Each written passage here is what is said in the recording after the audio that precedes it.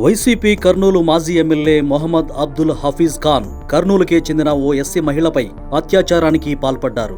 అంతేకాదు corporator seat ఇప్పిస్తానని చెప్పి ఆమె నుంచి 3,70,00,000 నగదు కూడా తీసుకున్నారు. ఆ డబ్బులు తిరిగివ్వమని అడుగుతుంటే కులం పేరుతో దూషిస్తున్నారు. పోనీ అతనేమన్నా చదువులేని వాడా అంటే సాఫ్ట్వేర్ ఇంజనీర్ గా చేసి రాజకీయాల్లోకి వచ్చాడు. పూర్తి వివరాలు తెలుసుకుందాం. 2019 అసెంబ్లీ ఎన్నికల్లో వైసీపీ తరఫున కర్నూలు సిటీ నుంచి హఫీజ్ ఖాన్ ఎమ్మెల్యేగా గెలుపొందారు. ఆ సమయంలోనే కర్నూలుకు చెందిన ఒక మహిళా ఫ్యాషన్ డిజైనర్ తో పరిచయం ఏర్పడింది. తరువాత ఆ పరిచయం చాలా సన్నిహితంగా మారింది. జగన్ ముఖ్యమంత్రిగా ఉన్న సమయంలోనే ఆమెకు కార్పొరేటర్ టికెట్ ఇస్తానని చెప్పి 3.70 కోట్లు తీసుకున్నాడు. అయితే తర్వాత టికెట్ ఇవ్వకుండా మొండి చేయి చూపించాడు. తాజాగా ఆ మహిళ దీనిపై తెలుగుదేశం పార్టీ కేంద్ర కార్యాలయంలో ఫిర్యాదు చేశారు. డబ్బులు అడుగుతుంటే హఫీజ్ ఖాన్ కులం పేరుతో దూషిస్తున్నారని, తనకు న్యాయం చేయాలని వేడుకున్నారు. పోలీసులకు ఫిర్యాదు చేసినా వారు ఏ చర్యలు తీసుకోలేదని వాపోయారు.